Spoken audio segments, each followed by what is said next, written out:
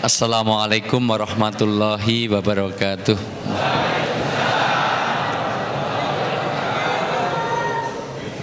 Alhamdulillahirabbil alamin. Wa bihi nasta'inu ala umuri dunya waddin. Wassalatu wassalamu ala asrofil anbiya'i wal mursalin. Sayyidina wa maulana wa habibina wa syafi'ina Muhammadin wa ala alihi wa sahbihi asma'in. Asyhadu an la ilaha illallah wahdahu la syarikalah wa asyhadu anna Muhammadan abduhu wa rasuluh. Qala Nabi sallallahu alaihi wasallam, khairukum man ta'alamal Qur'an wa alamah. Wa qala idzan masalul ladzina yadhkuru rabbahu wal ladzina la yadhkuru rabbahu kama salil hayyi wal mayyit. Wa qala ta'ala fil kitabil karim ala bi dzikrillahi tatmainul qulub. Shadaqal adzim wa shadaqar rasul karim wa nahnu ala dzalika minas syaitin wasakirin walhamdulillahirabbil alamin. Sebelumnya mohon maaf, suara saya cukup jelas enggak nih? Yang di belakang suara saya? Bapak-bapak yang di depan jelas suara saya? Saya itu gampang jelas atau tidak tergantung respon yang diberikan terhadap pertanyaan saya. Saya mau cek apa jelas apa enggak, tolong jawab dengan jujur ibu-ibu, jangan ada dusta di antara kita. Ibu-ibu setuju enggak dengan poligami?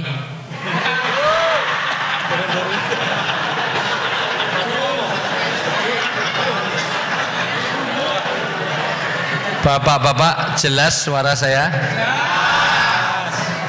Bapak-bapak setuju dengan poligami?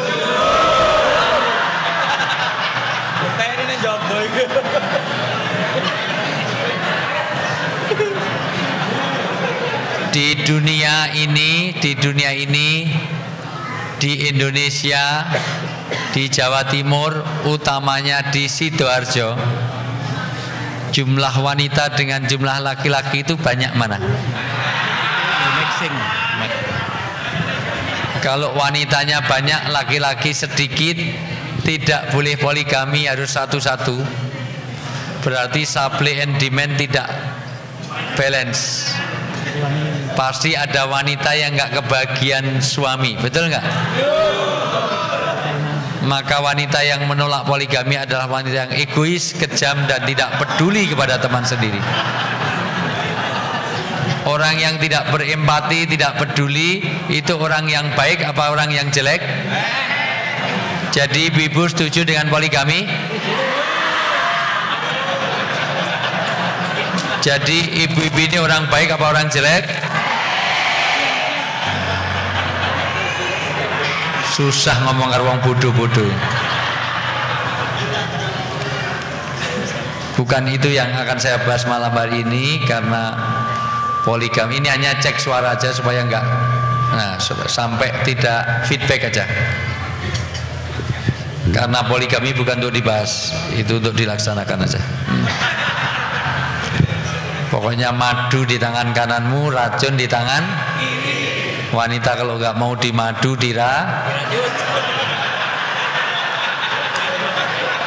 sayangnya laki-laki kalau nikah lagi cari yang lebih muda, lebih cantik, lebih bainol, lebih seksi, lebih bening. Nikahnya pun sembunyi-sembunyi tanpa diketahui istri, betul nggak? Nikahnya pun secara siri, betul? Kalau nikah lagi kok cari yang lebih muda, lebih cantik, lebih bainol, nikahnya secara siri, kira-kira dorongannya syariat atau syahwat? Jangan ibu yang jawab. Yang lakukan laki-laki kok ibu yang jawab? Itu menuduh. Itu suudon. Itu busuk hatinya. Tapi memang laki-laki suka egois, betul Bu? Suka cari menang sendiri, betul Bu? Suka merasa super, betul Bu? Makanya saya nggak suka sama laki-laki. Saya di Jakarta sering suruh nginep tempatnya Saiful Jamil, nggak mau, ini aja. Ibu bapak yang saya muliakan, izinkan saya mengapresiasi satu, ini peringatan Nurul Hayah yang ke-18 untuk menunjukkan sudah kedewasaannya. Yang kedua, saya senang hari ini kita berkumpul di tempat yang sangat dimuliakan. Tempat ini jauh lebih bagus dari tempat duduk yang terbaik di dunia. Padahal sekarang ini banyak orang rebutan kursi. Tapi seindah apapun kursi yang diduduki itu kalah mulia di hadapan Allah dengan tempat duduk yang sekarang kita duduk ini. Inilah yang disebut dengan liqaul adzim. Ini pertemuan yang agung di mata Allah. Allah membesarkan tempat ini, bahwa duduk sebentar di tempat ini pahalanya lebih banyak daripada sholat sunnah 1000 rakaat. Yang barangkali setahun ini sholat sunnah kita belum ada 1000 rakaat. Dilihat dari wajah-wajahnya bukan wajah-wajah orang yang rajin sholat sunnah. Saya orang psikologi, doktor saya mengenai psikologi, jadi saya hafal tentang psikologi. Saya bisa melihat karakter orang dari wajah-wajahnya. Psikologi itu gampang, kalau cari istri usahakan betul jangan cari wanita yang berkacamata. Karena wanita yang berkacamata itu kalau udah nikah cenderung kurang setia. Itu terbukti secara empiris. Kenapa? Karena wanita yang berkacamata kalau sudah nikah, kalau bangun tidur dia tidak mencari suaminya, tapi mencari mana kacamata saya. Nggak ada hubungannya Bu, nggak usah dilepas. Saya tadi berharap dengan saya suruh maju itu, bahwa maju, ibu-ibu itu maju, terutama yang muda-muda itu saya suruh maju, yang bening-bening itu harusnya di depan.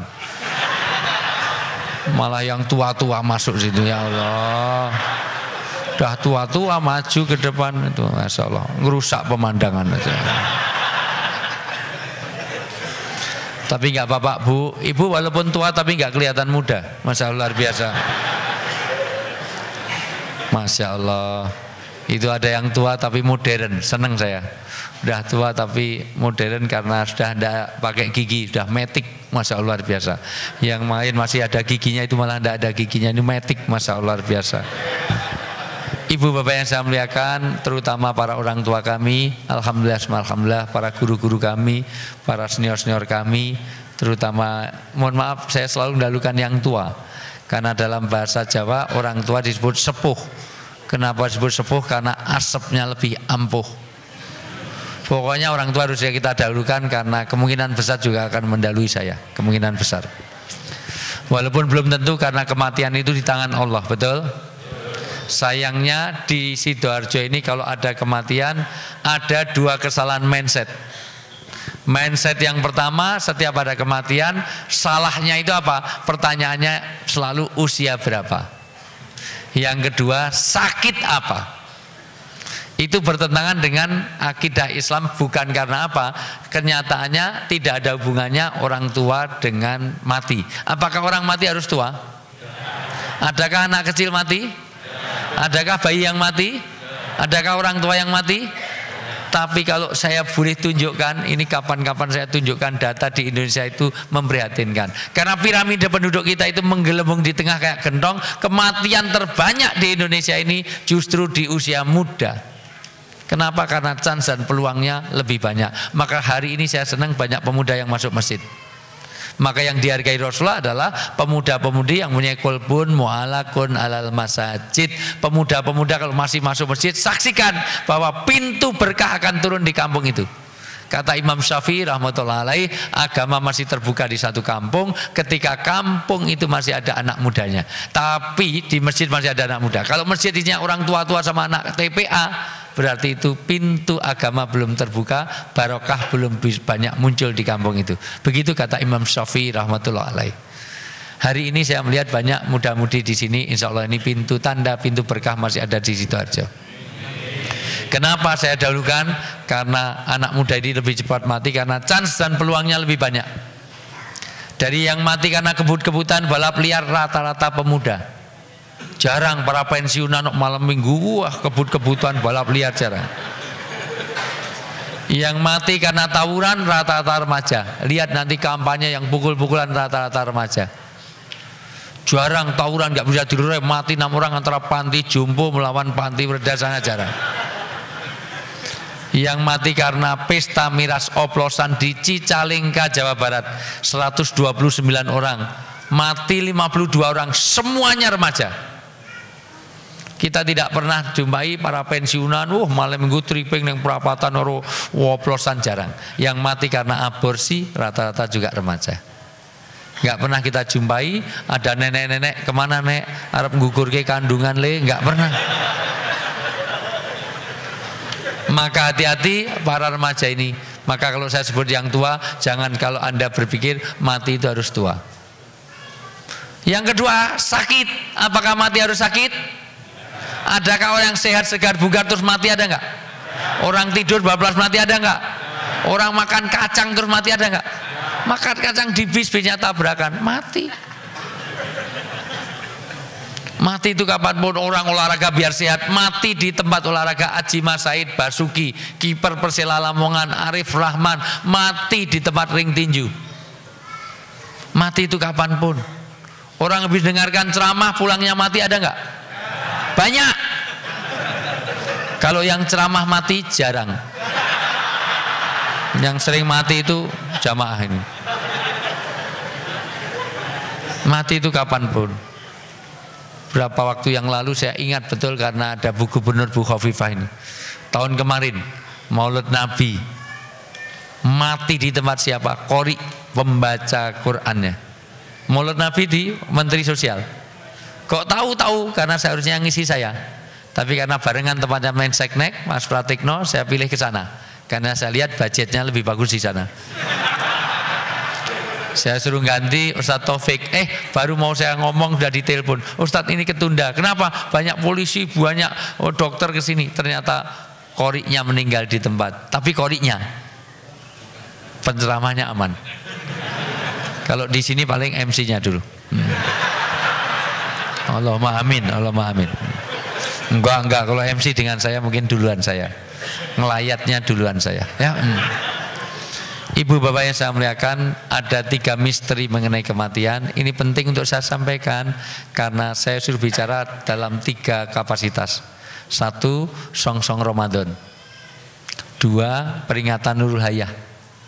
3, untuk penggalangan dana untuk Palestina itu. 4, sekaligus peringatan Isra Mi'raj. Ini paket hemat. Harusnya ngundang saya 4 kali, cuma dijadikan 1 aja. Itu juga nggak belikan tiket, nggak bayari hotel, itu numpang aja ini, masya Allah. Ibu bapak yang saya muliakan, ada 3 misteri mengenai kematian. Ini perlu saya sampaikan dulu. 1, auqat, waktu. Yang kedua, amkan, yaitu tempat di mana kita akan mati. Yang ketiga adalah asbab, sebab kematian kita. Auqat, sampai hari kiamat manusia tidak tahu kapan matinya. Karena Nabi Musa pernah bertanya kepada Allah, ya Allah, semua orang itu dikasih tahu matinya kapan. Musa, aku Tuhanmu, kamu hambaku, ana alamu wa antum la ta'lamun. Yang penting bagi kamu Musa bukan kapan kamu mati, tapi apa yang sudah kau siapkan untuk kematian. Wal tangdur nafsum ma qaddamat liqad. Ya, ada telepon dari Pak Jokowi kayaknya. Soalnya tadi sudah telepon saya, tapi nggak saya angkat juga Pak Jokowi teleponnya. Diangkat dulu Pak Jokowi, mungkin suruh ganti Menteri Idrus Marham maksudnya. Oh malah WA saya nih Pak Jokowi. Panitianya mana ini? Suruh ke istana besok pagi. Ya. Ya, galon aquanya habis, suruh. Ibu bapak yang saya muliakan, Itu handphone apa? Handphone kok opo? Lah opo malah nanya. Handphone kok opo? Lah opo malah takon opo?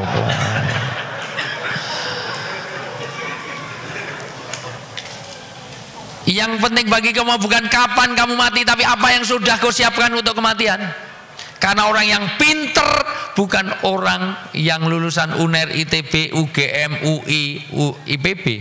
Orang yang pinter adalah orang yang sekarang duduk di depan saya ini. Begitu kata Allah. Karena ini orang pinter adalah orang yang menyiapkan tentang kematian. Itulah orang yang cerdas. Karena apa? Untung manusia tidak tahu kapan matinya. Nabi Musa bersyukur, ya umatku, kata Musa, untung kita tidak tahu matinya kapan. Karena logikanya kalau orang tahu matinya kapan, nggak ada dinamika kehidupan. Bayangkan kalau semua orang tahu matinya kapan. Setiap ketemu saling tanya, kapan mati Pak? Kurang 3 tahun. Wah, saya kurang 2 bulan Pak. Saya kurang 2 hari. Pasti nggak ada wajah yang cerah. Bayangkan kalau semua tahu matinya kurang 2 hari. Diajak makan enak aja nggak mau, udah mau mati kok di masjid terus. Diajak nikah nggak usah, kurang 2 hari ngapain? Udah di masjid aja. Walaupun kalau kita tahu matinya kapan, kita juga seneng karena bisa nyebarkan undangan. Hadirilah pemakaman kami, datang ya, Cius, Cemungut. Seluruh IG, FB, WA, grup-grup datang ya, datang ikutilah pemakaman kami. Kurang 2 jam belum ada yang datang, telepon ambulan, tolong datang. Ngapain? Mau ngantar saya ke kuburan. Ngapain? Mau mati ini, kurang 2 jam ini belum ada yang datang. Tapi pasti ismasita fa innaka mayitun. Hei orang Sidoarjo, silakan kamu hidup selamanya, tapi kamu akan diputus dengan kematian. Setiap orang hidup pasti mati. Kullu nafsin dha'iqatul maut. 100 tahun yang lalu Bapak Ibu tidak ada di sini, dan 100 tahun yang datang pasti tidak ada di sini. Ya belum tentu. Kalau belum tentu, maka mari ke notaris. Kalau masih hidup, seluruh kekayaan saya ambil. Kalau sudah mati, kekayaan Bapak Ibu untuk ahli waris saya. 100 tahun lagi, ada yang mau? Saya yang bayari notarisnya. Ini untuk mengendalikan supaya kita tidak bertengkar masalah pilpres. Karena semuanya serba sementara. Jabatan itu sementara. Potong jari saya, seandainya Pak Jokowi menang 2024 juga tidak akan jadi presiden lagi di Indonesia. Saya ahli politik, saya tahu. Yang menang Prabowo, seandainya menang Prabowo, potong jari saya, 2030 tidak mungkin jadi presiden lagi di Indonesia. Saya ahli politik Pak, saya tahu, bisa memprediksi. Kalau 2030 Pak Jokowi masih jadi presiden, wah silahkan potong jari saya. Tapi kalau bisa jadi presiden, maka nggak jadi presiden, semua jari-jari orang Sidoarjo saya potongi satu persatu. Ada yang mau? Sementara, toh jabatan itu sementara, betul? Maka disambung ismasita fa innaka. Hidup itu pasti akan mati, dan untung mati itu tidak urut abjad. Kalau mati urut abjad, yang pertama mati Agus, Ahmad, Adi, Ari. Yang kedua B, Bambang, Bowo, Budi. C, Chandra, D, Dedi. E, Endang. W, lama, Wijayanto. Lama banget. Apalagi Zainal, lebih lama lagi. Tapi nggak mesti dari depan, bisa saja dari Z. Zainal dulu, bisa nggak? Tapi seringnya dari depan. Ibu bapak yang saya muliakan, mati itu pasti. Maka malaikat Israel pernah didatangi Muhammad. Ya Muhammad, sampaikan pada umatmu tugasku satu. Kita berbagi. Kalau kamu menyampaikan risalah, tugasku cuma nyabuti nyawa dari umatmu satu persatu.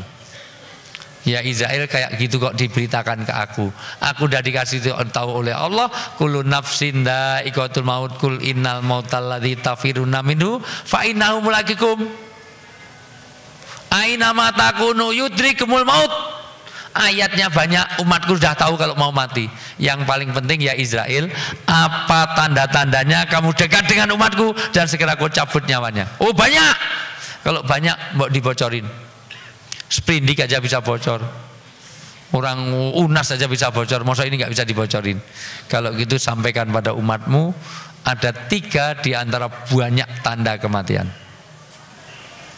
Apa itu 3? Sampaikan pada umatmu, hai Muhammad, aku sudah dekat dengan dia kalau saya sudah ngasih alamat. Apa alamatul maut itu?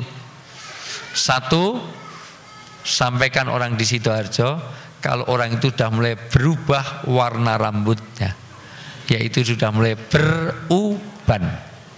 Jadi nuwun sewu Pak, mohon maaf yang mengerti. Pak, nggak usah nengok-nengok, Bapak juga masalahnya. Kakek, misal. Ini yang sudah putih-putih, insya Allah nggak lama lagi. Billahi taufik wal hidayah. Innalillah. Maka syaubah yang namanya uban dalam Islam tidak boleh dicabuti, karena itu pertanda kalau sudah mulai putih harus saatnya meninggalkan dunia hitam, tinggalkan kemaksiatan. Kalau orang Jakarta bilang tinggalkan yang ajeb-ajeb, yang dugem-dugem. Tahu dugem? Duduk gemetar tuh naik baje itu terus semuanya. Kalau orang Jogja bilang tutupen botolmu. Orang Inggris mengatakan life begins at 40, kata Nabi umur 40 tahun. Saya sudah masuk di dalamnya. 40 tahun ke atas kalau kebaikannya nggak ditambah, kemaksiatannya nggak dikurangi, sudah jarang ke masjid, sulit diharapkan dia selamat hidupnya dunia sampai akhirat. Ini kalau udah mulai putih itu tanda. Kalau gitu disemir, dicat, malaikat tahu ini semiran apa enggak, itu tahu. Malaikat kok dihapusi semir, enak aja. Itu pasti. Maka walikulil amal waqt, walikulil waqt amal. Orang Islam itu setiap waktu harus memproduksi amal soleh, dan setiap amal soleh harus tepat waktu. Setiap waktu harus ada amal. Inilah produksi amal-amal terus, karena waktu ini cepat berlalu. Apalagi sholat harus on time, karena mati itu anytime, kapanpun, dalam kondisi apapun bisa mati. Di depan pesantren saya Pak, Masya Allah, di Jogja 178 anak di rumah saya.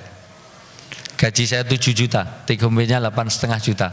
Tapi alhamdulillah 26 tahun jadi dosen, gaji 8,5 juta, tapi alhamdulillah 178 anak belum pernah kelaparan sampai hari ini. Dari mana Allah berkahkan rezeki? Dari mana-mana, entah dari teaching, training, syuting. Untung saya diundang ke Sidoarjo, mudah-mudahan paham maksud saya. Saya menyaksikan langsung ada anak masih muda kekar di depan pesantren mancing di Kali Code Pak. Enak-enak mancing, masih muda, enak-enak mancing sambil ngerokok, rokoknya jatuh, mati. Luar biasa. Ya Allah, ya Allah. Serius Pak. Loh, saya nggak bohong. Jadi orang mancing sambil ngerokok, rokoknya jatuh, mati. Masya Allah, biasa. Iya, rokoknya besok orangnya juga. Artinya apa? Kematian itu kapan? Tiba-tiba. Setiap waktu harus ada amal, setiap amal harus tepat waktu. Sholat itu baik, tapi kalau nggak tepat waktu, wa huwa mardudatun la yuqbal, tidak diterima. Orang Sidoarjo itu rajin-rajin, jam 10 udah duhur, luar biasa. Jam 11 sudah ashar, Masya Allah. Rajin banget. Bangun tidur langsung ke pasar. Subuhnya, udah tadi malam belum tidur aja udah subuhan, Masya Allah. Besok langsung nyembelih sapi. Ngapain? Untuk korban. Aku sekarang korban, besok itu repot. Sekarang mumpung longgar, nggak diterima. Demikian juga amal. Amal itu diterima ketika kita ini, karena ada orang tobat nggak diterima. Siapa? Fir'aun. Karena tobatnya di nyawa sudah di tenggorokan. Waktu mau tenggelam baru amanah birobi Musa wa Harun, besar mudaron Fir'aun. Turun surat An-Nisa ayat 17, telat. Besar mati lalu amanah. Jadi kalau memang mau tobat segera. Kebaikan itu jangan ditunda-tunda, karena kematian itu kapanpun. Umur 90 tahun, aku nggak mau main perempuan, wajar mbah 90 tahun. Tua ompong periode semua nggak bisa. Saya nggak akan korupsi lagi. Kenapa? Udah pensiun, ya wajar. Maka saya nggak main judi lagi. Kenapa? Ranti duit ya, wajar. Nah, ketika masih ada potensi, maka ini disegerakan. Bapak Ibu yang saya muliakan, ismasita fa innaka mayitun, kamu hidup pasti akan mati. Karena orang yang lupa mati akan menambah banyak dosa, mengakumulasi dosa. Hub masita. Yang kedua, tanda kematian. Orang dekat dengan kematian, satu, kalau berubah warna rambutnya. Dua, kalau sudah tidak berfungsi secara optimal organ tubuhnya. Orang Jogja bilang sederhana, hati-hati kalau sudah kena penyakit 15B. B pertama mulai blabur, burem, buta. Baca SMS malah dijauh-jauhkan, punya handphone fontnya 32. Jadi dua kata habis semuanya ini. B berikutnya mulai budek. Angger telepon pindah mulut ke telinga. Ini saya edukasi. Handphone di seluruh dunia ini Pak untuk mikrofon, sini untuk speaker. Jadi sudah ergonomis, sudah pas.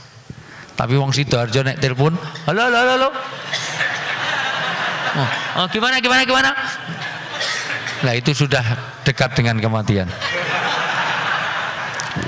B berikutnya boyok. Yaitu kalau pengajian serebutan sandaran. Lah itu sing nyandar-nyandar. Sing nyandar-nyandar insyaallah. B berikutnya beser-beser, lagu nguyuh ping 4 masyaallah. Wah, kencang-kencing aja semuanya. B berikutnya sudah mulai botak, B berikutnya sudah mulai batuk-batuk. Apalagi B berikutnya napasnya mulai berbunyi.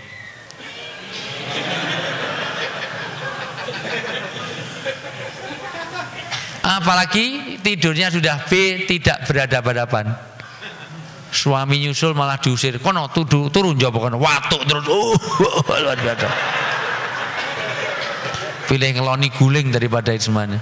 B berikutnya sudah mulai bau balsem, PPO, Remason, minyak kayu putih, minyak telon. Keroan terus. Ayu-ayu kudungnya kebuka putih, tak pikir lehernya putih, koyok salon pas tungku embel. Tapi sudah dekat kematian. B berikutnya mulai bawel. Terakhir, orang dekat dengan kematian ketika sudah mulai membungkuk, yaitu kata Izail, dia sudah mulai mendekati asalnya. Siklusnya jelas, manusia itu dari tanah, makanannya dari tanah, kecenderungannya ke tanah, akan kembali ke tanah. Karena sifat tanah ingin menarik kembali apapun yang diberikan. Tanah ngasih buah, buah jatuhnya ke tanah. Debu pun terbang, jatuhnya ke tanah. Ada ustadz tempat saya itu mangga banyak kok habis, di tanah nggak ada. Witi colong uang. Harusnya jatuhnya ke tanah. Maka orang ngantuk, lihat di belakang udah nunduk ke belakang, sampai ke depan, masya Allah. Nggak ada orang ngantuk lonjak, masya Allah. Kemana Bu? Jangan kemana-mana, saya akan kembali setelah yang lewat berikut ini. Ya. Pokoknya kalau ada ibu-ibu yang pulang sebelum waktunya, saya doakan mudah-mudahan suaminya kawin lagi. Balik Rasido mulih ya, mal balik. Masya Allah. Nah, pilih balik timbang gue bojone kawin meneh. Lanjut nggak ini? Kalau lanjut disepakati, jangan semuanya keluar nanti tinggal 3 orang di sini nih semuanya. Ini baru pembukaan, ini belum masuk pada materi. Ibu bapak yang saya muliakan, maka hidup ini pasti akan mati. Dan orang dekat dengan kematian itu sooner or later we will face our death, bahwa cepat atau lambat orang itu mendekati pada kematiannya. Dan kita tidak tahu, maka sholat suruh on time, segera mungkin, karena mati itu anytime. Mati itu kapanpun, dalam kondisi apapun. Ya. Jangan kemana-mana, saya akan kembali setelah yang lewat lagi berikut ini. Pinter. Iya. Nek ngaji nggawa anak cilik ben gampang sing bolos, masyaallah. Alasane mulai ke anake padahal ya. Enggak, biar fokus dulu. Halo? Nah, halo itu jawabannya he, itu responsif. Halo?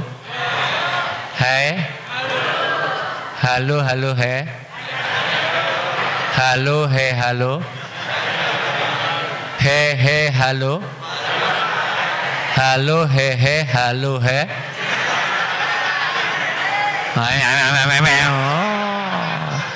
Saya kenapa langsung saya kasih contoh-contoh, karena kesulitan saya kalau di daerah ini sulit diajak mikir. Begitu 2-3 kata bisa 5 kata luar biasa ini. Ini coba tangan kanan diangkat, biasa, yuk. Tangan kanan diangkat, ya. Gerakkan.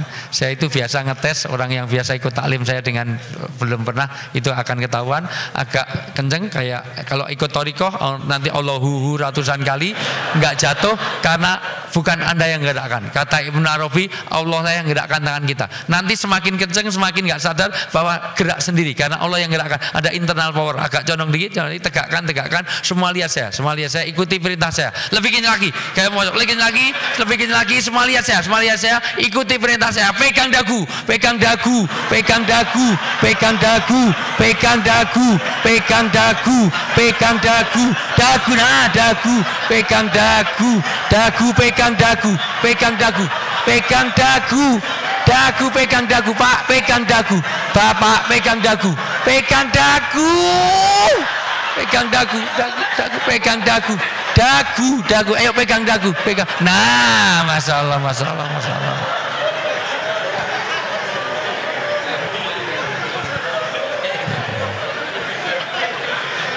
Dengar nggak saya suruh pegang apa? Ini dagu apa jidat? Lah kalau semuanya begini, Bapak nggak usah tertawa. Bapak 5 kali nggak turun dagu. Karena apa yang dilihat lebih terkesan daripada apa yang didengar, betul? Maka saya ceramah 8 jam nggak masuk di hati kalau Bapak Ibu tidak melihat saya.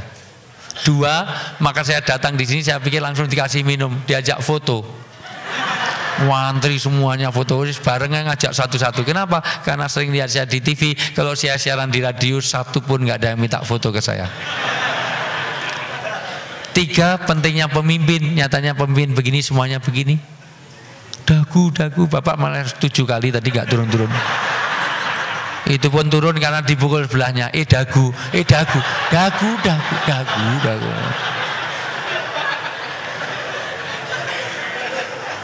Yang keenam, orang itu punya asas keterpengaruhan. Jadi kalau banyak wirawiri, banyak ini, nanti mudah dipengaruhi. Mohon maaf Pak, di sini ini kalau kain kafan warnanya apa Pak?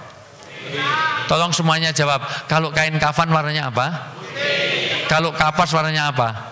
Kalau tulang warnanya apa? Kalau gigi sering disikat warnanya apa? Kalau kapas warnanya apa? Kalau kain ekrom warnanya apa? Kalau susu warnanya apa? Kalau tulang warnanya apa? Kalau gigi warnanya apa? Jadi sapi minumnya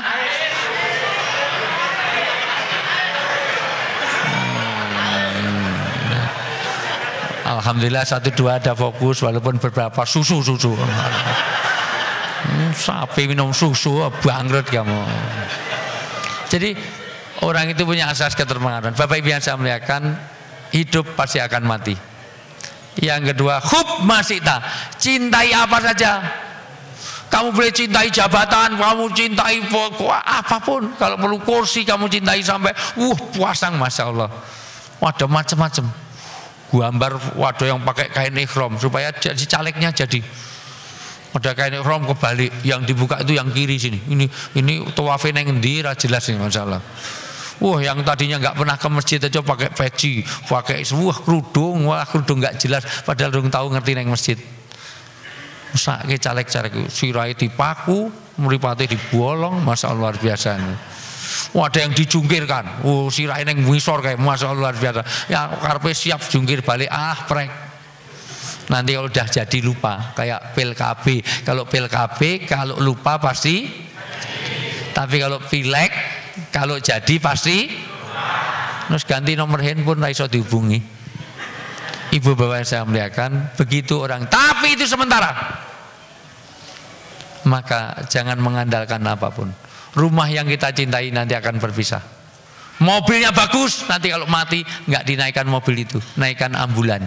Walaupun dia kaya raya, naiknya ambulan, dan ambulan nggak pakai AC karena nggak ada jenazah yang protes. Kok sumuk panas ini, mbok nganggo AC nggak ada. Gelang kalung cincin tiap hari lekat daripada wanita punya cincin. Ini omongan kalau show off, masya Allah. Iya Bu, kabarimu masya Allah biasa.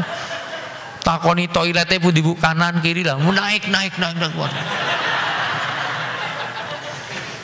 Neng pasar waru kono Bu, bak salai sekilo pinten Bu, sekilo pinten ben ngerti nek kok nyanyi tola al badru alaina min saniyatil wada ben ngerti nek cincine gede-gede masyaallah. Wong takon rego jeruk-jeruk sekilo pinten, untung sing dodol wong Madura mau kalah, untune nganggo emas. Mau sekilo Bu, 10.000. Tapi tidak akan mati. Kalau udah mau mati baru sakit aja dilepas jadi warisan. Maka saya paling geli kalau ada ibu-ibu sudah tua, nenek-nenek nganggu apa gigi emas. Itu mesake nek mati itu putune arep njipuk warisan bedah mulut. Mas luar biasa nih. Ngopo ile golek warisan untune masyaallah. Saya malah penggalangan dana untuk Palu itu pernah Bu, masyaallah. Kota infak beredar itu simbah-simbah di depan di Jawa Timur di daerah Wonogiri Pacitan sana ngerogoh ini loh mbah ngopo dong ngerogohi ini Masya Allah. Ternyata ngambil uang, ternyata nyimpen uangnya itu di sini ini loh di sini ini loh di Masya Allah luar biasa. Oh, seneng banget ya duit itu Masya Allah luar biasa.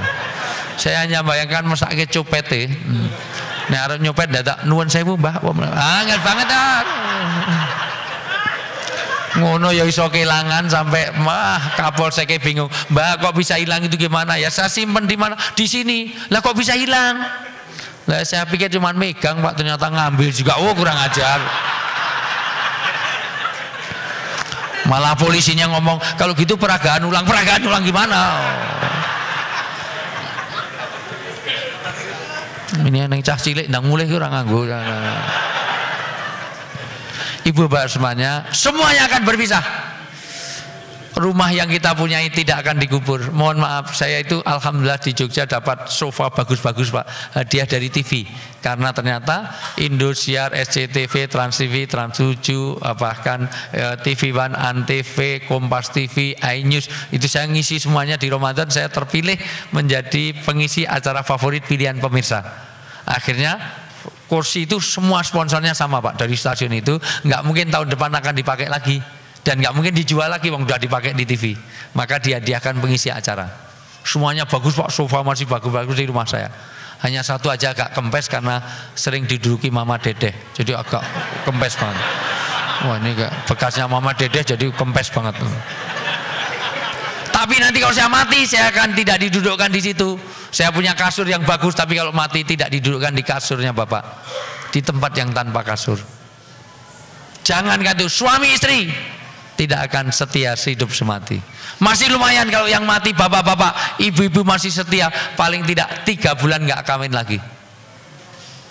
Nunggu masa idah. Maka janda sulit untuk nikah lagi dibanding duda. Tapi kalau yang mati ibu-ibu Bu, jangan terlalu ini Bu, ini kalau nggak saya tengok nanti saya masih di sini yang dengarkan sampai Sidratul Muntaha, Masya Allah. Apalagi dapat sandaran ini saya baru mau serius sudah billahi taufik wal hidayah. Nunduk tak pikir berdoa atau berzikir, ternyata memproduksi aqua tadi, cases Masya Allah. Bangun Bu. Baru sambutan ketua takmir aja langsung bismika Allahumma, Masya Allah. Bu, nanti kalau ibu mati belum lagi dikubur suami ibu, ya Allah sudah cari cadangan, baru sakit aja carikan cadangan, baru 3 hari dikubur suami ibu kawin lagi. Sampai mertuanya bilang, mbok tunggu sampai kuburannya kering, langsung ke toko elektronik beli hair dryer. Langsung biar cepat kering, dikipasi semuanya. Ada istri meninggal, ada cerita istrinya meninggal gak disolatkan kok malah dilangkai. Lah kok dilangkai kenapa? Saya boleh kawin lagi tapi langkai dulu mayat. Jadi bojone mati mung dilangkai. Karena saya juga begitu. Seandainya istri saya mati, saya juga akan kawin lagi. Ngapain hidup sendiri? Tapi jika sudah merelakan, seandainya yang mati saya duluan, silahkan kamu kawin lagi. Saya sudah merelakan. Karena di kamar tamu saya, di rumah saya sudah saya kasih foto saya besar sana. Di kamar tamu kalau kamu kawin lagi lihat foto saya. Tapi yang penting bukan fotonya, tapi baca tulisan di bawahnya. Saya kasih tulisan besar. Piye kabari Dik, enak zamanku toh. Nanti. Nanti kalau kamu kawin lagi, baca ini, aku mati kowe turu karo wong liya, aku bangkit dari kubur. Ngopo kowe? Ngopo? Ibu bapak semuanya akan berpisah. Semuanya itu akan berpisah. Maka yang ketiga, ikmal masyita. Kamu boleh beramal apa saja, lakukan apa saja. Karena toh nanti dimintai pertanggungjawaban. Summa yunabi